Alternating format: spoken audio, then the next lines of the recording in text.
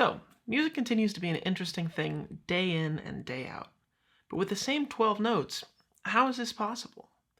Well, those 12 notes can do a whole lot over the course of 2, 3, or 10 minutes, but still, there are hundreds of thousands, if not hundreds of millions of songs that have been released and listened to. And we still get excited to hear new music.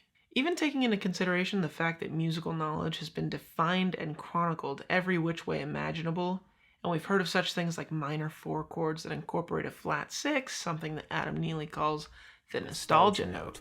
Because it's a note that's used in harmony very frequently in cadences from popular song of the early 20th century. Nostalgia. It reminds us of a time gone by.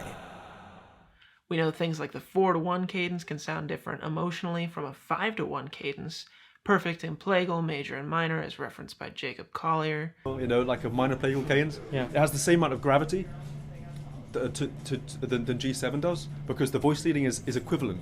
All of the notes have the same amount of gravity to the thing, but you know, like the A flat and F minor 6 wants to sink to the G in the same way that the B wants to rise. So what Ernst talks about is this idea of that polarity. Like the gravity is as strong, but it's kind of like it converts everything perfect to plagal. And then if you think about that kind of thing, you know, A7, D7, G7, C becomes E flat minor 6, B flat minor 6, F minor 6 to C. And that's really epic. It sounds like really warm and wonderful, but it doesn't sound like really unfamiliar. It just sounds like it's coming from the other side of the circle of fifths, basically, which is like very in touch with what I feel about circle of fifths. Theory really isn't a new thing, and without trying too hard, an average music listener has probably heard most of how far harmony can take us. So what's the aspect of music that keeps things fresh? What's the thing that separates the same chord progression heard at a punk DIY show from a song you'd hear in a tiki bar? I'm acting as if you didn't already read what it is from the title. It's dynamic, volume, loud or soft. But wait, it goes deeper than that.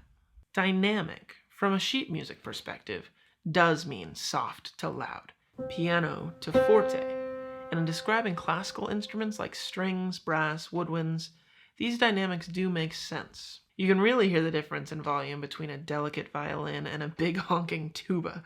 But what about instruments that don't have much of a dynamic, if at all? Instruments like an organ don't really have traditional dynamic control in its performance. The keys all press down at the same velocity. This is one of the beauties of the Hammond organ, is the ability to change the sound into something that's kind of warm and natural, into something that's kind of eerie.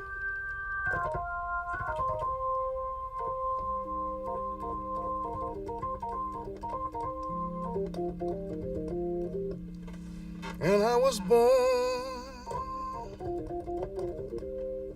under a bad sign. Some incorporate a volume pedal, but the majority of its dynamic comes from the amount of notes it plays, as well as the range of notes it plays. A lot of synthesizers don't have a lot of dynamic control, and if you look at modular synthesis for the days of krautrock bands like early Tangerine Dream or even some Kraftwerk, few of those songs can sound a bit mundane considering the amount of notes that are being played.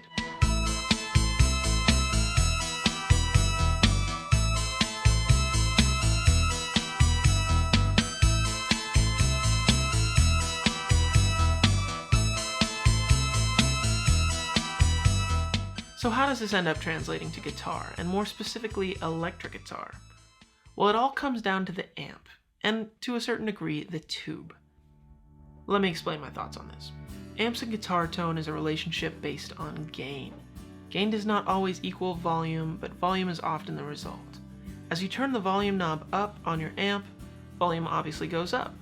But around 4 to 5, the sound starts to saturate as the tubes start to work a little harder. Eventually, a clean guitar amp is going to sound a little overdriven, and at a certain point, the volume knob functions a lot more like a gain knob to dial in overdrive. Overdrive also becomes a natural compression to the sound, evening out the soft and loud elements of a guitar part. So with a VU meter or a decibel meter, an aggressively dug in and loud guitar part would put out a similar volume to a softer guitar part with the same tone. You can actually test this yourself in a digital audio workstation. Let's check that out right now.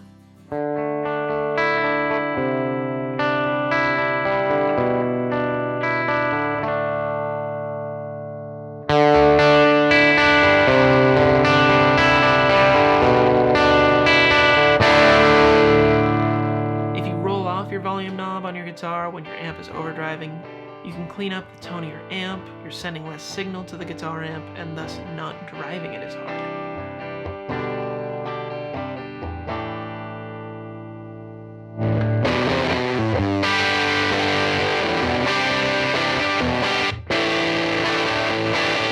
Someone like Slash from Guns N' Roses does this thing a lot in his live show, constantly dialing in the tone of his guitar from the onboard control.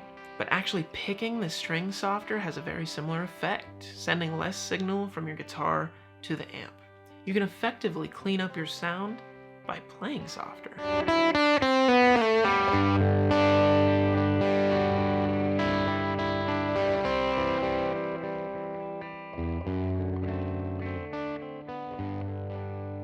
You've probably heard the term edge of breakup tone, sort of a dirty rhythm sound, but sort of suitable for a lead.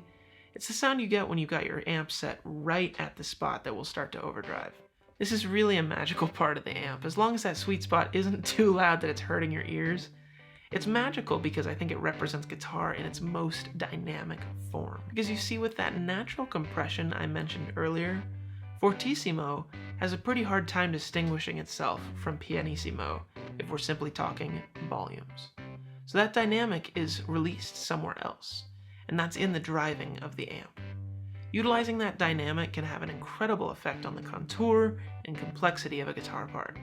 I've heard this dynamic used really nicely in a few modern country songs by bands like the Brothers Osborne. Julian Lage and Bill Frisell use dynamics in a similar way if you listen for it. And of course you got players like Blake Mills that make it a huge part of their sound.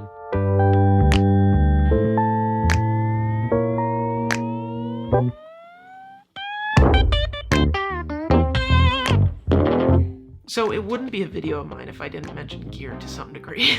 I've noticed this dynamic saturation comes through a lot more on some amps more than others. The most dynamic amps, in my opinion, are the ones that are described as being touch sensitive.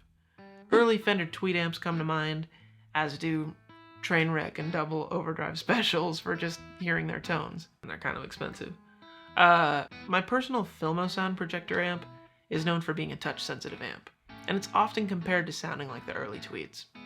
These amps do generally have something in common, and that is American-style power tubes.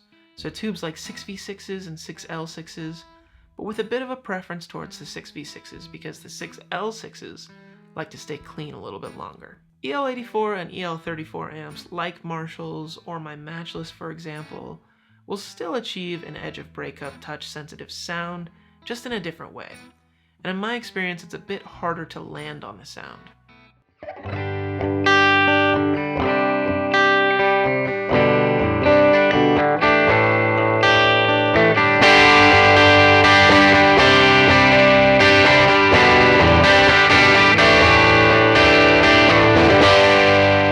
It's also, in my opinion, that when people describe digital amps like a Line 6 Helix or a plug-in amplifier as being lifeless, or sterile or digital, it's because the modeling or replication technology hasn't taken this touch sensitivity into as strong of a consideration. But this is the factor I've noticed is making the most headway in technology advancements in amp tech though, and I'm pretty excited by it. I've been able to get a pretty dynamic sound from my Kemper with profiles from my Tweed Champ by doing things like spending time with refinements and showing the Kemper what the amp's dynamics sound like. Even to dialing in the onboard compressor of the Kemper to sound a little bit more lifelike.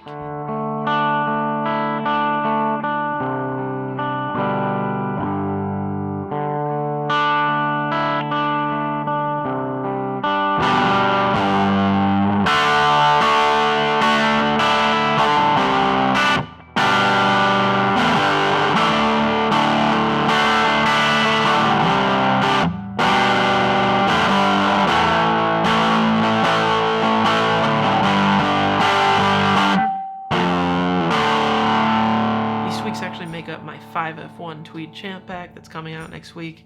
It's actually out right now, but the fun video is coming out next week. So really, try playing with a little bit more dynamic. It feels really gratifying to have the guitar and amp react to more and less strength in your playing.